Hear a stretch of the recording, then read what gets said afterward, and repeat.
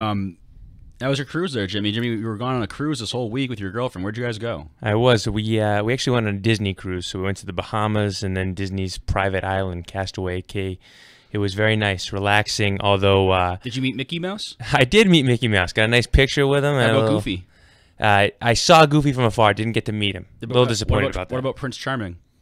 Oh, I am Prince Charming, according to my girlfriend, anyway. Oh, So okay. there we go. So Yeah. she met him. What line did you guys go on? We went on the Wonder, so it was really Wonder? nice. And What is that? it's well, that's their ship. It's their oldest ship, but they've redone it. It's really nice.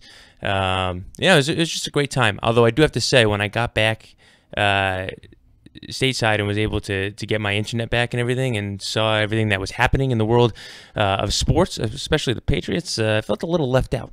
Yeah, well, when was your last column put up? You were slacking this week. No excuses. I was low on the numbers. I boosted it back up towards the end of the week. I think Thursday and Friday I hit a couple of blogs about some of the comings and goings of the New England Patriots. But Dion Lewis, Nate Solder, Danny Amendola. Those are the three this week. Yeah, and Amendola for me personally hit kind of hard just because of what he's done in the playoffs and things like that. But other than that, it was nice to get away for a little bit. I had a really good time relaxing. But let me tell you, when you get back and half of your team is gone, it's not your team. Yeah, it's not It's Robert Kraft's team. It is. It's true. I'm just kidding. But well, anyways, you want to call in? The number's 508-996-0500. What do these losses mean? What does losing Nate Solder, Danny Amendola, and Dion Lewis mean? I think the biggest impact is losing Danny Amendola, because you're now relying back on just Julian Edelman for your slot receiver when you had you don't really need to in the Patriots offense, but you had kind of a backup in Danny Amendola, and he also kind of had that clutch factor, kind of like how we talk about Marcus Smart, where he's, it's like, what can he really do? But, he is clutch. Danny Amendola can do a little bit more in terms of what he does for the Patriots than what Smart does for the Celtics, but I think that I wouldn't want to see him go. I mean, I'm not the football expert, Bill Belichick is, but it seems like the Patriots could be having a shaky offseason here. Yeah, I mean, in terms of Danny Amendola, I do think it's one of the bigger misses, or it's going to be one of the bigger misses down the road for the Patriots because of what he's done in the postseason. If you look over the last 4 or 5 years, and you're talking about going to 3 Super Bowls and going to 4 or 5 AFC title games, you're missing a guy who played his best football in those big games, and you can't just manufacture that, right? I do think, though, that when you look at it from the perspective of what they have on the team currently at wide receiver, they're really not. They're going to miss the big moments, and they're going to miss the clutchness that he has, but they're getting back a healthy Julian Edelman, who basically is a souped-up version of Danny Amendola. You can't guarantee that Edelman's going to be healthy, though. Earlier in his career, he's had these injury plagues. Yeah, he's had a couple of injuries, but nothing ridiculous. It's not like he has recurring injuries. He broke his foot. He's had a couple of injuries that are bad, right? But they're more flukish type injuries that are not. Let me ask you, who's going to fill in for him? Say Edelman gets injured. It could happen still. Say he gets injured. Who goes in? So I think you have Brandon Cooks, who will be a second year in the system, could maybe develop into more of an underneath guy. You've got Malcolm Mitchell. Do you really think he's going to be the guy who kind of can take those hits over the middle, though? He hasn't proved that. We also saw kind of a cartoon aspect of that in the Super Bowl. I don't necessarily know if he's the guy who fills that void exactly, and I think there is a case to be made with, if Edelman has a setback. Edelman's older too, he's in his 30s, he could easily not be the same guy he was prior to the injury, and you can say, well, having Amendola is your safety net. I do think that there are guys that could in some ways tweak their games to fit that mold. You have a guy like Chris Hogan, who after the middle of the season when he got injured... Nope, too weak. He's not going to be able to... How is Hogan or I'm blanking on the name already. Cooks? Yeah, Cooks. How is Hogan or Cooks been able to prove that they've been able to go over the middle? I haven't seen it. I haven't seen them go over the middle. I've seen actually more times than not them drop the ball on a pass over the middle that Brady's thrown, that Amendola and Edelman just have that nut job mentality to go and get it. Otherwise, I don't really see. I mean, I could be proven wrong, but I haven't really seen it out of them. They seem more of the deep threat. Cooks is made and built to be a short and small receiver like Edelman, but he's also got Olympian speed, so he goes deep. Well, I think that's totally valid that you haven't seen them do that, right? But they haven't been asked to do that in a lot of respects. In some instances, they have, and a lot of guys think Brandon Cooks is a small guy. He can easily be. They haven't been asked to go deep?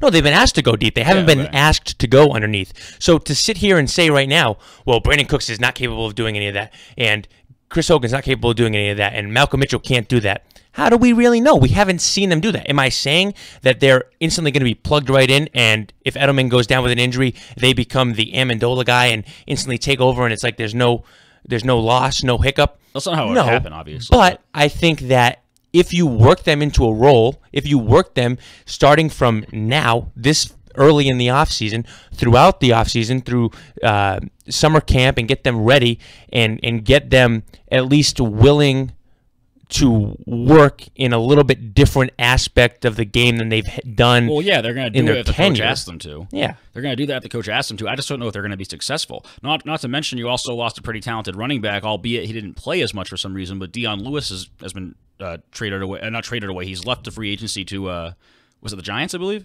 Titans. Okay. And then Solder went to the Giants. Yeah. Okay. Solder I can do without. He's kind of been disappointing. He's never really lived up to the hype, right? He's always been, I mean, he was a first-round pick. He's a big guy. He's always had moments where he's looked solid, but he's never really been a shutdown or top when level he came into the league, tackle. like 2010, right? It was right after Matt Light left, and people assumed that he would be the replacement until Matt Light, and obviously not even close. Yeah. Matt Light had stretches of bad stretches of bad matchups, so that was really limited to Jason Taylor and the Miami Dolphins. He really honestly had a solid career at left tackle and protected Brady hell of a lot more than Solder's been protecting him, and along with all the other idiots in the line who haven't protected him that well in the last few years. He's getting killed, and he's going to be 41. Not to mention the problems we had with Brady lately with him, with nothing disclosed publicly, obviously, but with rumors amongst some that, in circumstantial evidence that adds up to he can be not happy with his contract. I'll get that in a second, but the receiving core definitely has taken a hit so far. Who knows what they'll do in the because the offseason technically has just began. So who knows who they can acquire? But Belichick has proven he's not really the best at draft. He's not really the best drafter in that area. I think they could find another slot type guy though. Like think about Julian Edelman. He's a quarterback that was drafted in the 7th round. Wes Welker was an undrafted free agent who was with Miami, who was kind of wasting away there. Plucked off of them, turned into what he is. Danny Amendola. He finds a scrap of the heap guys. He finds those guys. But who else? Who's that going to be? We're not going to know until he gets it because no one knows who the hell that player is yet. Yeah. Obviously, we just heard Michael Crabtree. If you've seen, he got was it free agency? Or he was released. Yeah, he was cut. Yeah, I think was he money. A pain in the ass, or I think it was. Well, I think what happened. They ended up getting Jordy Nelson. When Jordy Nelson became available, they wanted to get. I mean, I guess they consider him an upgrade, which I guess you would say, but yeah, I think it was more of a get rid of one guy to bring another guy in. But is Crabtree the answer? At least some sort of parity. I mean, at least that's gonna because there's no parity in the league of quarterbacks right now. Despite minus if Foles leaves Philadelphia and Wentz stays there, who else do you really have? So at least there's parity from at least some the skill sets, from the skill position standpoint going across the league from that. Yeah, there seems to be a lot of solid players that are being cut. I mean, I guess they're later in their career or they've kind of lived out their life expectancy at one place or another. But it seems like, and I missed the initial, because I was on the cruise, I missed the initial wave of free agency and I missed all the inside information. But it seems like there was a decent amount of players, skill players, that went elsewhere, went to different teams. Well, yeah, obviously, this is how an offseason works, but it seems like it's kind of clicking at this point. You have people moving around. Jordy Nelson leaving the Packers, and they're left with an injury-plagued. That's just how his career has been, Aaron Rodgers. But getting back on point, back to the Patriots. So the receiving core obviously is taking a hit until further notice. Gronkowski's coming back not healthy, apparently, right? He had surgery or something in the offseason. I heard. I didn't honestly look into it. That's all I kind of heard in the back noise of things. So. Yeah, I heard something about surgery. Don't know 100% what that was either. Let me look it up here, but I don't. Again, you don't really know where his mind's at either. There's some decent tight ends on the market. Maybe you go and get a tight end. Maybe you look to just cover yourself in some respects, give yourself a little bit of a cushion, depending on where his mind's at and what's every going other on. tight end in the league, decent or not, even if there is not Rob Gronkowski. Yeah, exactly. What he does, he's the Al Horford. What he does, on the. But you won a Super Bowl 2 years ago without Rob Gronkowski, so you don't necessarily like. And I think a lot of people say like, oh, there's not a Rob Gronkowski out there. Yeah, there's not. But there never has been, and there never will be after him. Teams have won without Rob Gronkowski. So yes, but the Patriots in this aspect, with the way their defense is right now, it's I mean, again, your quarterback threw for 500+ yards in the Super Bowl and didn't have a punter come on the field, and they still managed to lose the game because of the defense. If the defense made one stop in that game, Brady would have maybe a Super Bowl MVP and the league MVP. But that's not the case right now. So I think with obviously it's kind of just, splitting hairs, saying how Gronkowski will affect either side of the ball, but it's obviously a big impact if Gronkowski's injured, whoever you get, no matter who you get. So the offense is taking a gigantic hit. I think it's going to be a tough offseason for the Patriots to at least convince fans from a standpoint that everything's going to be okay, despite the fact that this happens all the time. Despite that every offseason, or even there's been seasons, like 05, 06, or 2013 when Brady's had nobody and they've still made it to the AFC Championship game. Yeah, I think what they did do, though, or what they've shown that they've done so far, is that they have addressed some of their defensive issues.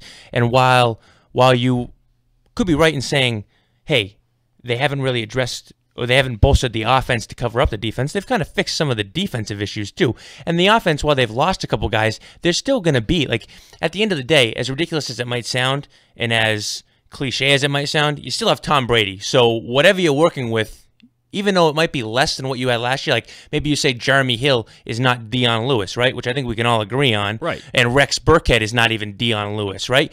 That doesn't mean that Rex Burkhead and Jeremy Hill can't contribute with Tom Brady. No, they can. They can. Leading the charge. It's just a different aspect, and it's just nothing's a promise. Nothing is promised in this league, obviously, from players and from what players can expect from the league. And the fact that you have all these people leaving also has raised speculation of kind of the question: are players kind of tired of Belichick's going about of contracts and signing players, and it doesn't matter what you did to me yesterday, I'm going to give you a bare minimum contract. Because you see Danny Amendola, he fled for more money. He's already stayed for less money.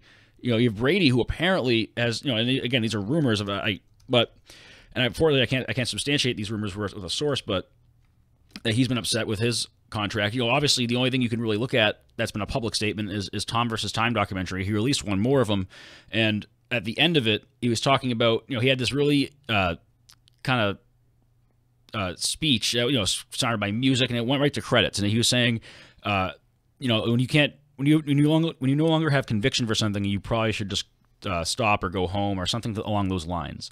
So obviously alluding to the fact where if you don't have any more conviction, as in heart, passion to play this game, you might as well retire. Is he alluding to retirement? Yeah, I thought that was interesting. I did pick up on that at the end, and I watched the Tom vs. Time. I rewatched it again this morning just to make sure I had all my bases covered. And I will say, going in as a Patriots fan, that couldn't have been any more agonizing, having to put that on. The beginning of it I did not like, because for a split second I almost had a little bit of hope that that ball was going to be caught in the end zone, even though I knew it wasn't. But I did find it interesting at the end of that show how I thought for a second, like as he was leading up to it, I kind of thought he was going to be like, because he was like, yeah, you have to be motivated. I want to spend time with family. I thought he was going to say something. Let me read you this. Let me read it. So this is from CBSSports.com. Here's his full comments to close the episode. Tom Brady, quote, "It's a big commitment. I'm sitting here, laying here 3 days after you're getting my Achilles worked on my thumb," Brady says. "And you go, what are we doing this for? What are we doing this for? Who are we doing this for? Why are we doing this? You've got to have answers to those questions, and they've got to be with a lot of conviction. Once you lose your conviction, you should probably be doing something else," end quote. So that's what the comments exactly were. That kind of seems like it's leading up to retirement, or maybe he's fed up. He's taken money all this time. He's taken less money all this career, and he's looking at what's his name, Case Keenum, getting $40 million. Are you kidding me? I mean, I'd be kind of annoyed. And look at what his backup, who played 2 games, or not even 2 games, who played a game in 2 quarters. Yeah, exactly. Made. Well, yeah, he also has proved it in 5. Everyone likes to say 2 quarters. He did play 5 games in San Francisco, By the way, 508-996-0500. Shut up. Sorry. 508-996-0500 is a telephone number if you want to call in and talk about anything with the Patriots going on in the offseason. We're not really going to talk Red Sox because there's nothing going on with them until spring training's over with anyway. But sorry about that. They're losing today. That's all right. I didn't realize the phone number was coming, and that is important. Please call in. Let us know what you think. Tell us what the biggest move is. Tell us who you we're going to miss the most. I don't know. Danny Amendola is a guy that we're going to miss. Are we going to miss Malcolm Butler? Now, when you flip the other side, now you talk about guys wanting money or leaving for big money. Malcolm Butler leaves for what, $61 million or $60 million is what he's getting, like 30-something guaranteed. And all these players, of course, aren't going to be as good as nearly as good as they were in the Patriots. It always happens. Who goes on to succeed greatly after they leave the Patriots? Who? I really can't think of. Lawyer Malloy, no. Drew Bledsoe, no. Ty Law, no. Richard Vrabel, Seymour no. had a Seymour. Richard Seymour might be, and this is just going to your point. He might be the most successful post Patriots. Hey, really, I mean, no one could tell me. I can't guarantee. I can guarantee you right now, if we got a caller with a Richard Seymour fact, they couldn't tell me one interesting thing or like noteworthy thing he did after his Patriots career, and he probably had the best post Patriots. Well, yeah, numbers wise, but he wasn't anything alarming. Like he was, he was more of an impact on the Patriots than he was in the other teams he was on after the Patriots, but. Getting further into Brady Belichick too, maybe is Brady kind of getting pissed off? Do you think because publicly he's never come out and said anything of that. He's never alluded to any problems. He's always said everything's hunky dory, and he's always been perfect. And he's taken less money. He's been the best bargain in sports history, if you ask me. So, is there something going on finally where he's saying, look, I've taken less money all these years. Just let Guerrero be on the sidelines, okay? Stop being a pain in my ass. Stop having these feuds with players, because obviously something is going on with Malcolm Butler. I still believe something is going on between Malcolm Butler and Belichick where it happened in the Super Bowl, which I don't know if I thought at first it was Malcolm Butler's fault, but I kind of tend to believe him now. I think it was more Belichick's arrogance. Is that finally wearing thin? Is Danny Amendola said, screw it, I'm gonna get paid. I've already won a Super Bowl with you guys. We've been to what, 2 or 3? No, 2. He's been to 2 with them. And 3. Was one, 2. Oh, yeah, that's right. Yeah, 1, 2. That's right. Yeah, he was a key cog in 49 too. That's right. Down the stretch. He was huge parts. And why shouldn't he get paid? And obviously, Patriots have a salary cap, but is Danny Amendola worth? What was he getting paid in this recent contract? Like $4 million? Probably less than that. I think it was. Let me see. He was paid. It was a 1-year contract last year for $1,700,000. That's $1,350,000 guaranteed. Okay, so I don't think Danny Amendola is worth as much as some people think, but even that's pennies in the dollar. Yeah.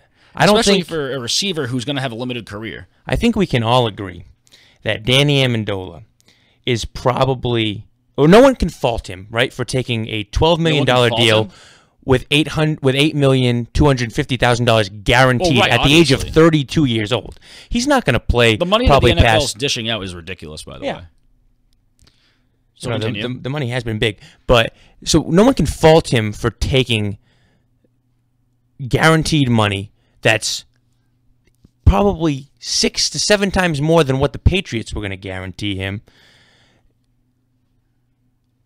But you also can't really fault the Patriots for saying, I'm going to give a guy who, yes, has had major moments in the postseason, has made the difference. I mean, you want to talk about losing the Super Bowl, right? You wouldn't even be in the Super Bowl last season, without what Amendola did for you in the AFC Championship game. So he has made his mark. He has performed at the highest points of any season. Obviously, he's done whatever he can do. He's earned it. So, yeah, you can say, oh, you pay him, but you really can't fault the Patriots for saying, like, this guy's 32 years old. He's gotten his brains beaten. Are we going to pay him $12 million? At some point, the Patriots have been doing this crap for a long time, and you see teams, it's just human nature. If you're working at, you're working at the Patriots, if you're a player in the Patriots, and you see all these other players and all these other people across the league dishing out all of this money for these players, whether it's receiver, cornerback, quarterback obviously is getting the big share of the money, and you're sitting back in the Patriots and they're giving you less money, and you just had this, these kind of seasons, and they give you all these incentive-based seasons, like you have to have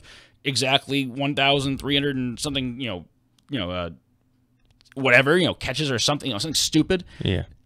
how many contracts are incentive with Patriots right now, with Patriots players? There's a lot. The majority of them. Actually, I think pretty much every contract the Patriots have is incentive-based. Very incentive-based. Every contract has incentives, but theirs is very incentive-based, and they also lowball in the actual salary. One of the things that came up recently, the last day or so, there's been this little speculation about the Solder deal in particular, because one reporter from one New York reporter had claimed that the money was very similar between the Pats and the Giants deals. I don't buy that. Which I don't buy either, and a lot of people, I think it's kind of been disproven that wasn't exactly that. What he said was that the money was similar between multiple teams, but the Patriots probably weren't one of them.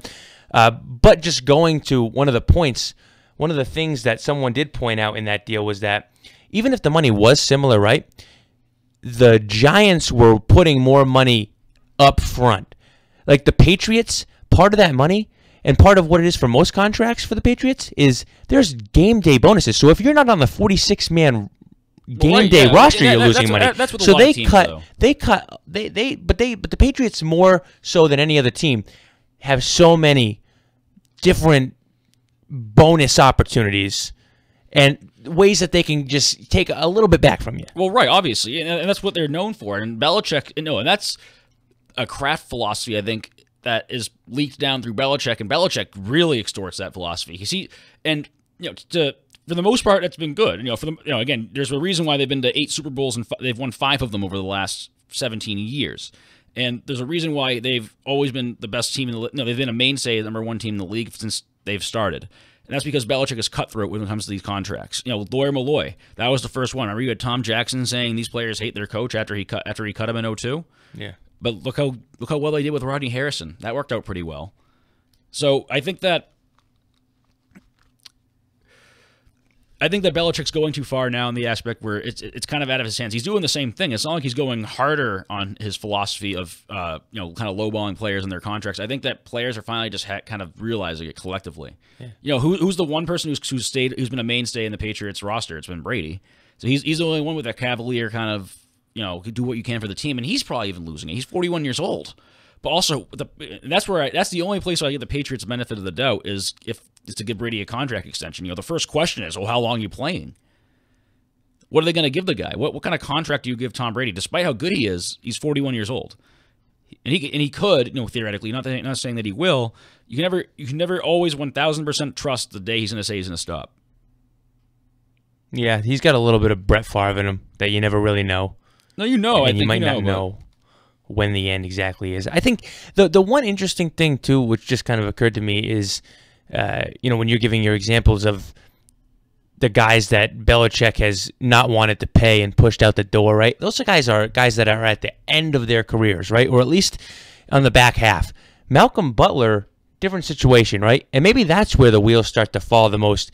Guys like Gronk and guys like Malcolm Butler, who have kind of had their little issues with getting the money they want, maybe, or getting the deals that they want.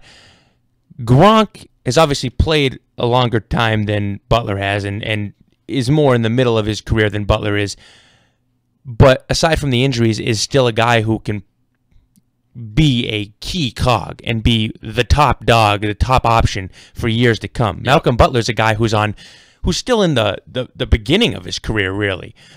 He's not really. He's good. He's not a Darrelle Revis. He's not a Stephon Gilmore. Well, that's where the problem is, I think, and that's where it went off the tracks with Butler. I think is not so much that the Patriots wouldn't have wanted to pay him. It's that they wanted to pay him when it was time to pay him and pay him good, but not excellent. And he wanted to be paid excellent.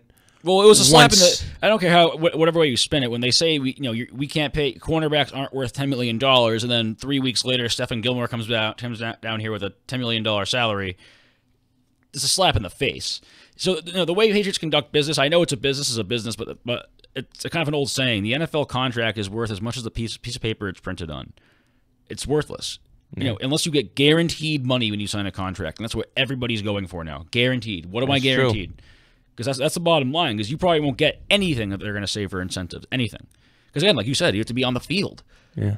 So for the lower players, I guess I'm sure they probably sign lower players to higher guaranteed money for the lower salary they have. Some guys, some third string tackle is making, $1 million. He's probably going to get 700,000 or something like that, guaranteed. Whatever. That's chump change to them. But for the Bradys, for the Amendolas, for the guys, especially for the receivers, it's one thing for a quarterback. For the receivers, whose careers are really limited. What's the average? Like for running backs, also, the average career length for a running back is 4 years. Yeah, 4 years, and receivers can't be much longer than that. So do you buy into the hysteria overall that this is a Patriots, the worst Patriots offseason, that they're on the downturn and they're on the downspin? I kind of felt that way before yesterday. I think some of the moves yesterday were okay. Did you have a rebirth today? Or? I did. I woke up. I was much more flowery, much more excited. Flowery. Okay. I was very, very, very pumped to be a Patriots fan once again. I think we all, every year, with the exception of last year when on day one they went and got Gilmore, and even that had its own issues because of the whole Butler thing. Every year, isn't this the same way? Isn't the sky is falling, the world is ending, the Patriots aren't doing anything, everybody's passing them by, they're not going out and getting splashy players in free agency, and then all of a sudden they have, once the big time stars find their landing places and get their big money, they'll be good. They'll deals. be good because they have Brady and Belichick still. But I think the difference of this offseason is you're coming off a Super Bowl, not only a Super Bowl loss. The offseason wasn't this much, quote unquote hysteria after 2007 and that crazy loss. It was a crazy loss, but it wasn't. No one left that game saying because of Belichick or because of Brady. It was just a crazy game. After this game, people are blaming Belichick for this, and I blame Belichick and Patricia, or if you're going to blame any coaching staff, and the outright terrible secondary we had, or the Patriots had, and the entire defense that they had. It was horrible. And so with that, again, the Super Bowl loss against the Giants, it was crazy because of what it meant, because the Patriots were undefeated at that point, and it was a ridiculous helmet play. And the same with the 2011 one. It was the back-to-back kind of Super Bowl losses to the Giants. This one was crazy because something happened. Yeah. I want to see the numbers, the percentage of wins, the winning percentage for teams who don't have their punter, go onto the field, and how many times they lose. Probably very high. It's probably a very high winning percentage. It's probably like I'm guessing at least over 99, like 99 point something percent. Yeah. So something had to happen. It's kind of like the 1919 White Sox kind of level. I think it's going to be unveiled at some point. Probably not until Belichick and Brady are both done. But the whole difference again, and the difference is that in 2007, it was crushing, right? Because you were undefeated and you thought you had a perfect season, and you should have really had a perfect season. Taken away like a crazy catch by a middling receiver, and the same thing with 2011 is another game which kind of flip flops.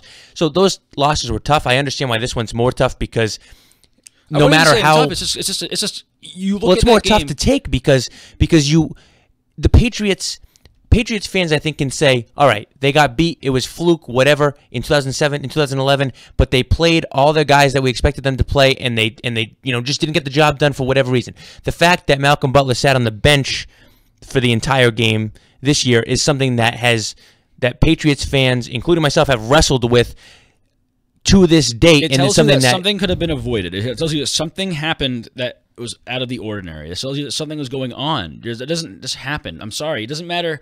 It's kind of like how stuck up people who watch stuck up NBA Celtics fans say that you just don't know the game about Al Horford. You just don't watch the game. Yeah. It's the same thing with football. It's like I watch football. I played in high school, so I know everything. No, I'm kidding, but. It's a game. It's not rocket science. Bill Belichick is a genius, quote unquote, in the aspect that he's the best coach of all time. Yes, he's mastered that game. No one knows more football than him. You have to give him that credit where it's due. But you also watch a football game as a person with a brain, and you say, okay, Malcolm Butler should have at least played one snap. Give him one. The Patriots had one stop. They would have won the Super Bowl. One. So that's why, in 2007, they didn't pull strings like that. It was a crazy helmet catch meant by the physicality of the people who were on the field. The Patriots are in the best situation they could have been to win, and they lost both times. This one, they were not. They didn't put themselves, whether it was a coaching standpoint or whether it was some player conspiracy or whatever it happened. Something happened where somebody dropped the ball on purpose. I'm convinced of that. Convinced. Yeah, I don't doubt that either. I think there's obviously something that we're not getting. And I thought, although I did think some of what Malcolm Butler, and I don't know if you heard any of his statement during I think it was either a press conference or his first official conference call after joining the Titans. I don't know. I think everybody obviously thinks that for whatever reason Belichick was pissed and didn't play him, and Belichick's to blame.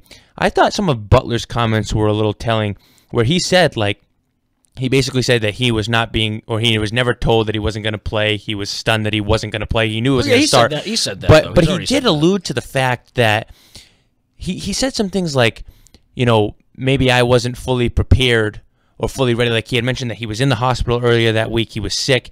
Maybe he wasn't fully prepared. So while I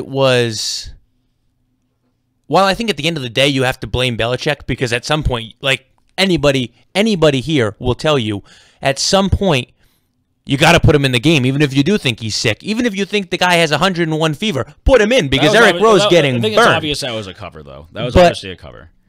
No, but I think he was. I think the reason why they didn't play him to start might have been more on Butler. Why do you want to believe them? Why do you want to believe Belichick? I don't want to believe Belichick. I want to believe what Butler said.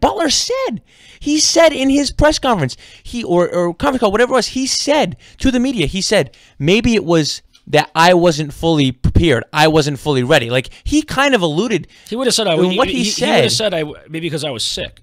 If he was actually sick. Well, he did say that. He said, I was sick. I was in the hospital. He said, I wasn't fully prepared. I wasn't fully ready to go. So maybe that's why he didn't start, and that's why they planned on maybe not playing him.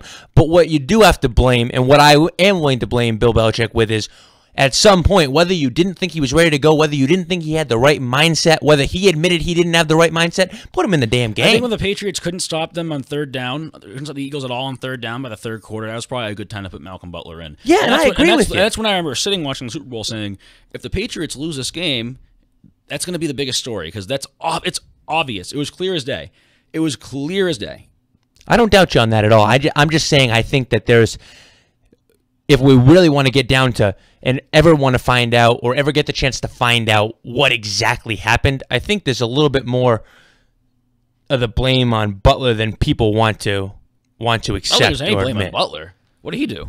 I don't think he was prepared to play in the game to start, whether it was because he was sick or because he was. I don't think he was doing anything illicitly wrong. I don't think like the first stuff that came out about drugs and partying and all that stuff, I don't think that was an issue. He just wasn't paying attention for the Super Bowl? I think he might have been sick to the point where he wasn't in the right mindset you're telling me we have play. We have a guy who made the best play in Super Bowl history because, you know, we had this whole documentary with Ernie Adams and everything, how they focused on one play they practiced like twice in one practice of the Super Bowl for, I think it was maybe in the preseason or whatever. It was in the week leading up to Super Bowl 49. They practiced that one play that he won the game on. And he pays attention to that degree for the Super Bowl and takes it that seriously and was crying because he couldn't even go on the field for this one. But he's gonna take this week off because it's just we've already won two. Well, I think, and bear with me for a second here.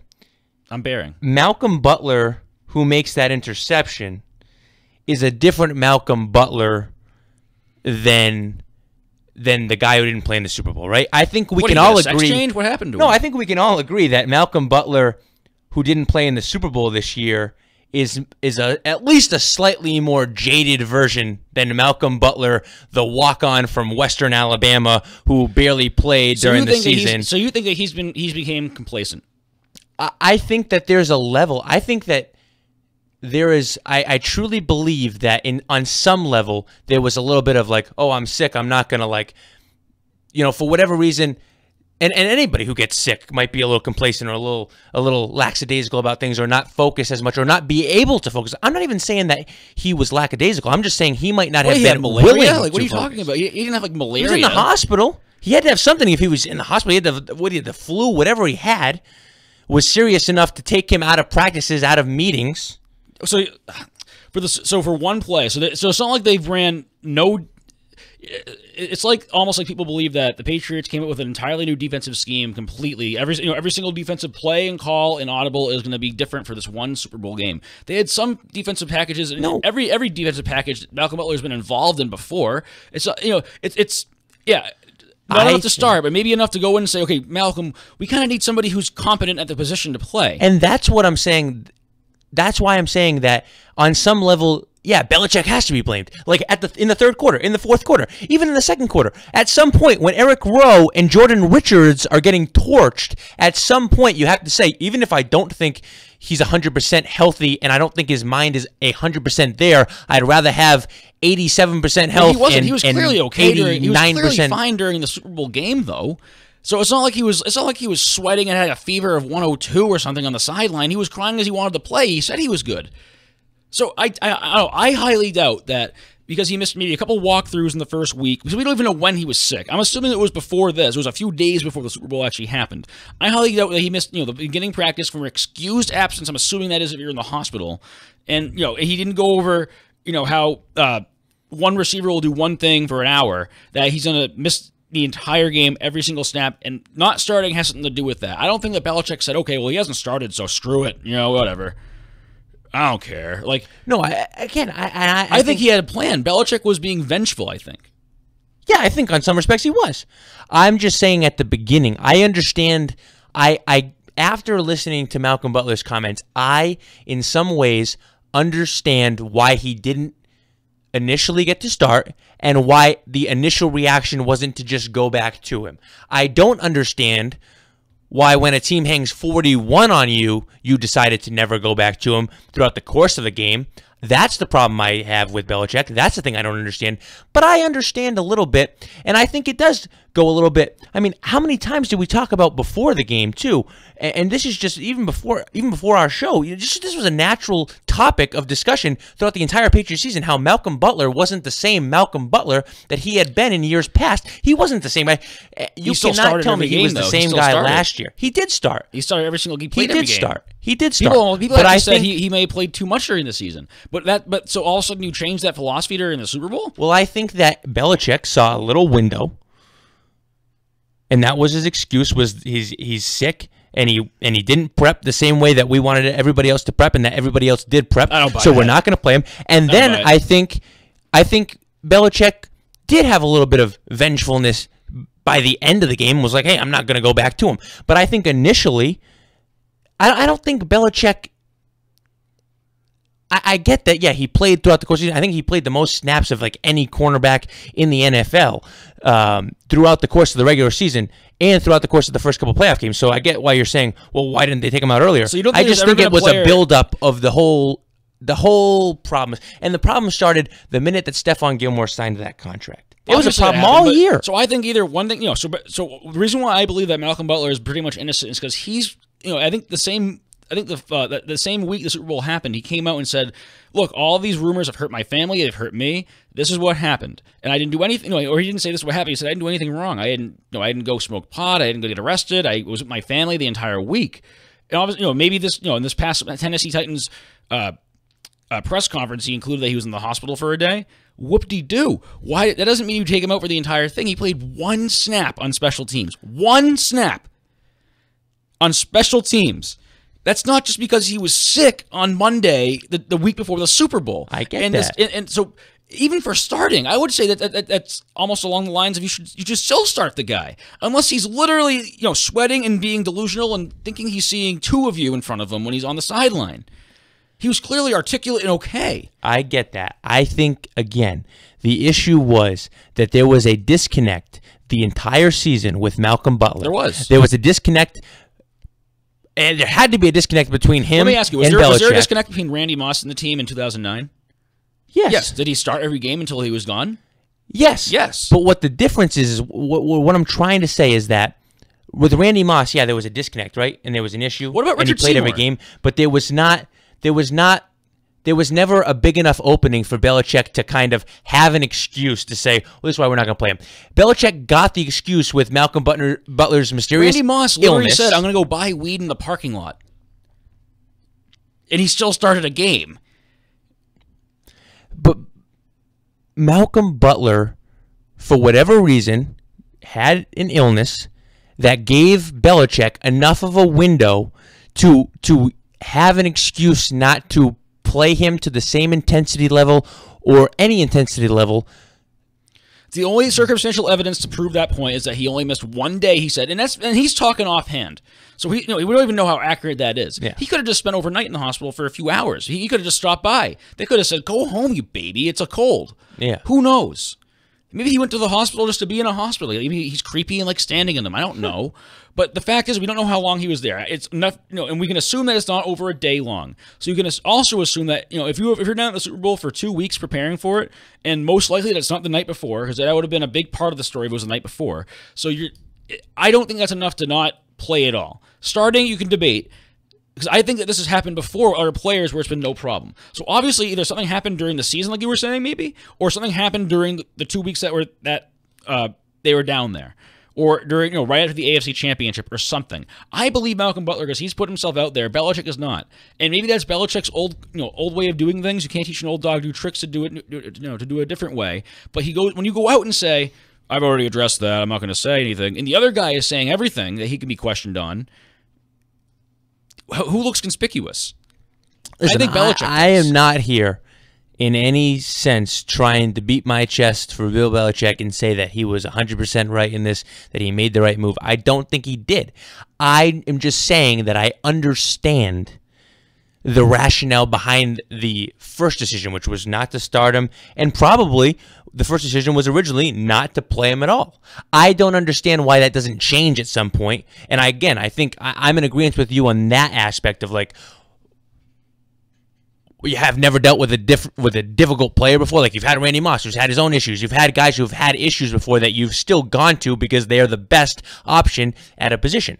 So I don't understand why he didn't play at all. But I kind of understand more after listening to what Malcolm Butler said when he signed with the Titans, why exactly the course of action was what it was to begin with. I don't get why it didn't change. Like, no one's that upset about Belichick. I don't think you can separate them though, because if that was it, if Malcolm Butler played later on, I totally agree with you. I'd be on the same exact ship you're on right now. That it was probably because he was sick or whatever. He did something, and maybe kind of similar to Wes Welker's foot jokes with Rex Ryan. It got him a quarter, whatever. The fact that he didn't play the entire game, they regulated and they planned for him to be on special teams, so they could have theoretically been. He could have theoretically been on special teams, on playing in the first drive. The defense was out there. Yeah. So it's not like it was a whole thing and all of a sudden it happened. I think that, I think this was a plan from the beginning. You're not playing. You're going to play one special team, so you better hope our punter's out if you want to play. Or their punter's out if you want to play. And that didn't happen a lot. It happened once between both teams. And that was what cost them the game. The Patriots not having Malcolm Butler out there, and it just goes on from there. But you understand, you don't understand, you're very understanding. I understand some of it, and I think that I'm willing to find fault on both sides. I think a lot of people are just they're just using this as a reason to attack Bill Belichick because everybody wants to find the chink in the armor. Everybody wants to find something that they can now say, well, Belichick's lost a team. Belichick's done this. I'm just saying I kind of understand the initial thought process. Do I think that the whole way that it played out looks bad? Yeah. Do I think that he handled it wrong, in the third quarter when Jordan Richards was getting abused down the sidelines? Yeah. But I understand why the course of action was put into place initially. You're a sweetheart. I am. I try to be a very understanding, very caring person. I try to value everybody's thoughts. So and things sweet. like that. So sweet, Jimmy. So before we wrap up here, I also wanted to bring up the news about John Skipper, ESPN's leader, and I was on with Chris McCarthy, just trying to promote this show a little bit in his program. We talked about this for a couple of minutes, but John Skipper, he detailed his cocaine extortion. He got blackmailed when he was full-blown cocaine addict while managing ESPN, which explains a lot. Explains why Jamel Hill and Michael Smith had a job. It really does. I was so confused about that whenever I turned it on. Yeah. And I was saying, there has to be either somebody from a different country who's never even seen American sports running this program, a 5-year-old, or somebody who's who's not too right in the head, and that's along the lines of John Skipper. He was whacked out when I can't imagine how much cocaine you'd have to do to put Jamel Hill in the air. Scarface every night in your primetime slot. Yeah. Whatever, but hey, people, when you're in cocaine, it's a hell of a drug, as Rick James says. But anyways, he had a huge problem. And this week news came out that he he says he quit ESPN after he got blackmailed about being a cocaine addict because he also says he's very in denial too. He also says he doesn't really have he doesn't say it, but he alludes that he doesn't really have a problem. Yeah, he said he recreationally used cocaine. Yeah, okay, recreational. I think you needed to. Yeah, and that he didn't need to use, or that, what did he say? He said that it didn't really affect his job except for the fact that he missed some meetings and missed some flights. Yeah, but it didn't really affect him running.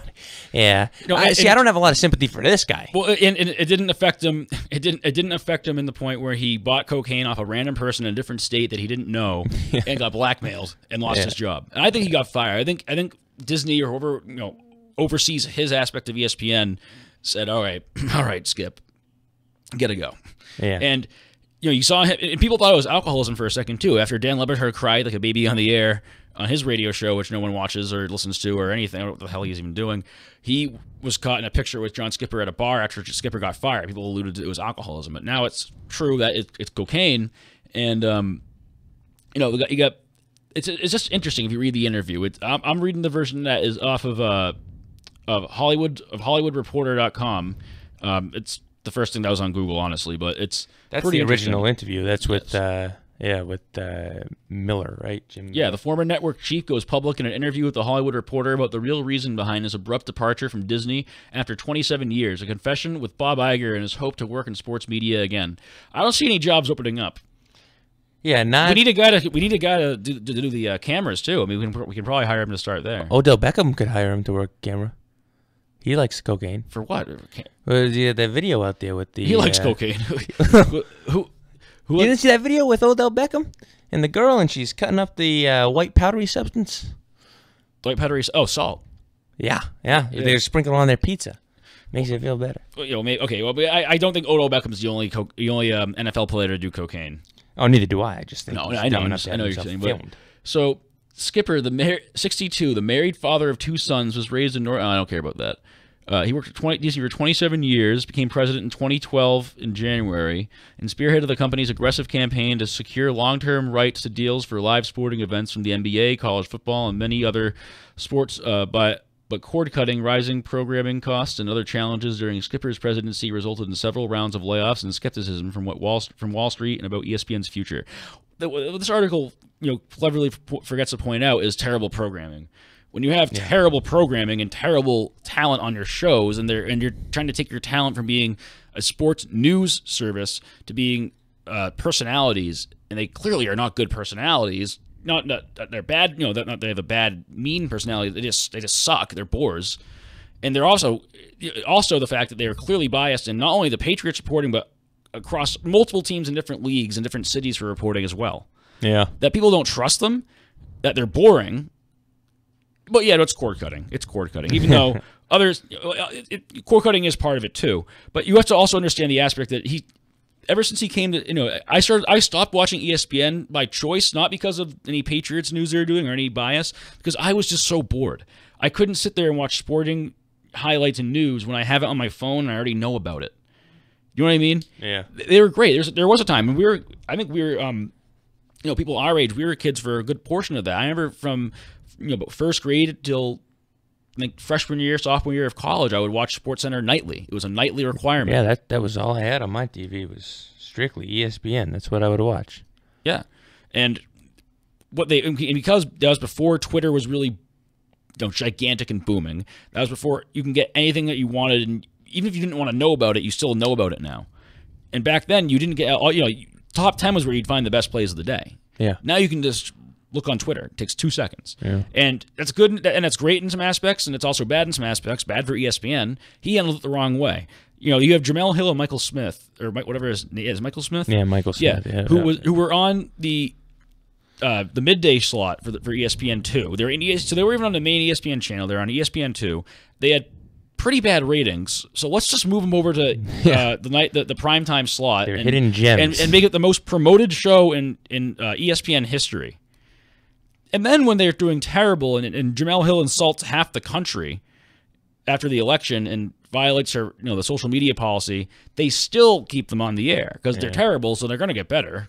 Let's just hope. Nowhere to go but up. Just cut another. Just cut up another line. We're gonna sniff this one away. That's what's going to happen. We're going to stay up all night and do work. But yeah, I looked at the article and I read a couple other reaction articles to it and listened to a couple things. It almost kind of strikes me as it's one of those situations probably where Bob Iger, who's like the head of Disney, I feel like he probably saw it as like it probably was a situation where they probably could have worked through it in some ways if they really wanted to keep him, but it probably was like, hey, all right, we have an excuse to move on from this guy and try to get ourselves back to where we are, be the worldwide leader again, because in a lot of respects they've taken a nosedive in terms of the credibility, in terms of the people that they're running out there nightly to be on your TV sets. So it looked like one of those things where if it was as minimal as he liked to put it, which I don't think it was, but if his drug use was as minimal and as less of I just think it explains issue everything. as it was. I just think it explains everything. The terrible programming. Yeah. If you look at them, I'm interested in programming, and a lot of these media guys, especially at ESPN, because they suck so much and they get paid so much. And ESPN, they're more concerned about, and I think Tim Weisberg going to explain it correctly to me one day, that they're more concerned about getting TV contracts they can be on certain cable packages, because that's where they get most of the money somehow. I don't know how that directly works over ratings and advertising, and I don't know how advertisers say, okay, well, no, you're on more TV packages, but no one watches you, so let's just give you more money. Yeah. But I think that when I watch ESPN, it's like they're stuck in the 90s. It's like I'm watching something from the 90s, and it's not good. It's not like it's a throwback. It's like, okay, I'm going to have Mike Ditka, 5 former players and coaches, I'll give you their little picks. Okay, Boomer, what do you say? I think the Patriots are going to win.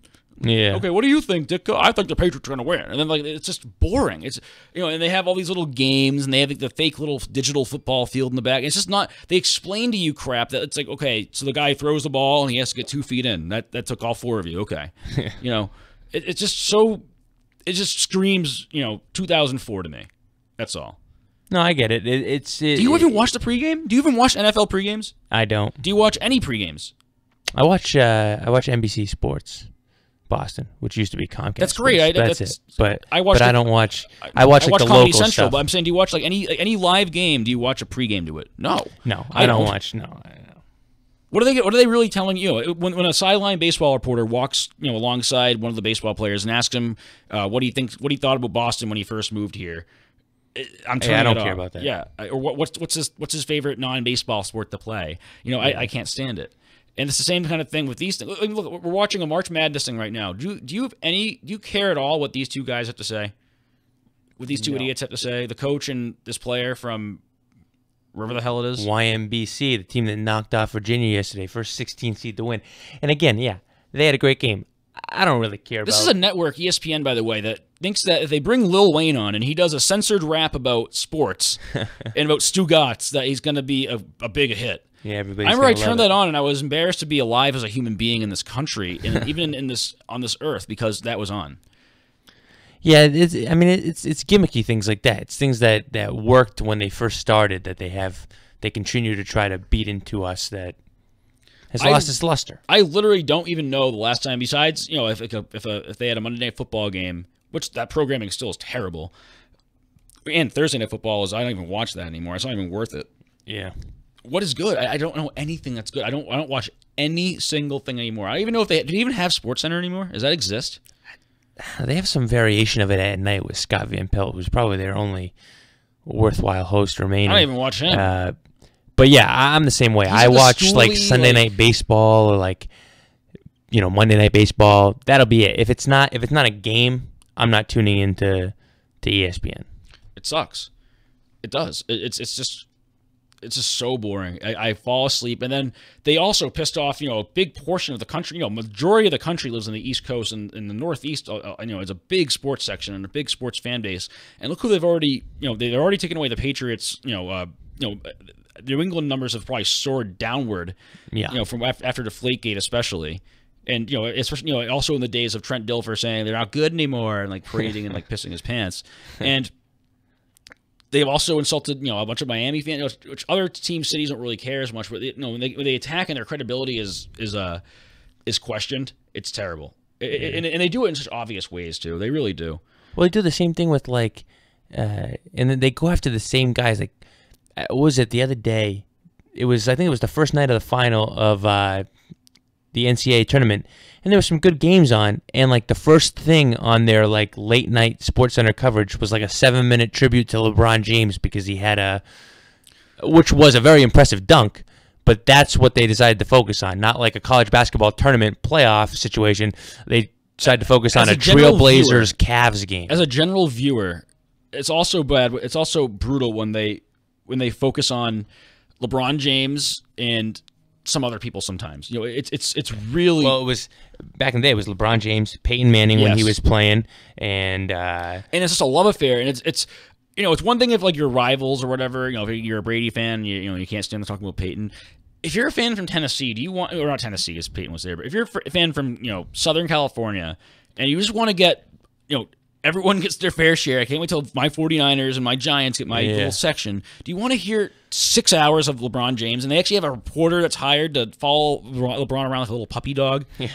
A pretty, a 300-pound puppy dog. But no neck. No neck either. Yeah, it's really disgusting. But here's John Skipper. Tell me how in denial John Skipper is. Never at ESPN. I did not use at work. I did not, nor anyone at work or anyone I did business with. I never allowed it to interfere with my work, other than a missed plane and a few canceled morning appointments. I've never been a daily user. My use over the past 10 decades, my use over the past 2 decades has in fact been quite infrequent. I judge that I did a very good job and that did not get in the way of my work. I worked hard. I worked smart. I worked all the time. Well, you can definitely say that. It turns out it was more than usually clever. Look at this, too. He's saying how clever he is. It turns out I was more than unusually clever in devising ways to separate my professional life and my personal life. So he's trying to say he's clever for being able to hide it at work. It's not a separation of your personal life and which is your cocaine addiction, and your work life when you're missing flights that I'm assuming are pretty important if you're the executive of ESPN. Yeah. It's not. I thought it was interesting how he tried to minimize that. Like, I would like to know exactly, was it really only one flight that he missed? Was it really only a couple meetings he missed? What kind of meetings did he miss? It had an impact in a lot of ways that I don't think he wanted. The impact is clear when you have these massive layoffs that, again, that probably some couldn't have been avoided with cord cutting and just the way it is. TV networks across everywhere have been getting smaller. Same with newspapers and certain medias. But you also look at the massive layoffs they've had and the amount of money they pay Jamel Hill, who brags on air about driving a Maserati, and she has like a 0.1 rating across the country. And I think EEI was they had a hilarious gimmick. They would get the ratings and they would list the shows that beat SportsCenter 6, and The World of Gumball, a kids cartoon, beat ESPN SportsCenter 6. Let's see, I think it was Paw Patrol, another kids cartoon about puppies. Nice. That beat Jamel Hill. Sounds and she is able to afford a Maserati, while there's people who actually need a job at ESPN who probably work in their sales department, who probably work in their research department, wherever the hell they work in there, that make an average salary and have an average life, who don't drive Maseratis and talk about being trapped Jesus or whatever, and they get laid off and they have no more job now, and they've had an honest working career because a guy is just so coked out of his mind that he's just going to say, okay, let's just give Jamel Hill all that money, and freaks out. Hey, those are the breaks. You can go Scarface life. Glad to see you're passionate about this. It's my biggest takeaway from it is that it was a long time coming. There's a lot of issues with Skipper. There's a lot of issues with ESPN. They need to make a switch. I don't think he's as truthful as he should be with how. Well, he's in denial. He's obviously got an issue, and I'm not discounting that fact either. I mean, we're not making not in any way they can find out people who have an issue. That's a tough thing to go through, but he is in denial. Yeah. And this does, I don't care who you are, this does explain that terrible 4 or 5 years of programming, or 6 years now of programming at ESPN.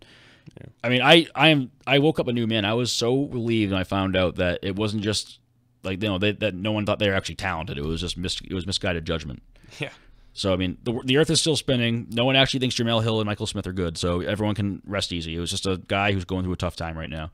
Next week, we'll continue talking about, hopefully, if anything new happens with the Red Sox. I doubt it, but it's not until the season starts, actually.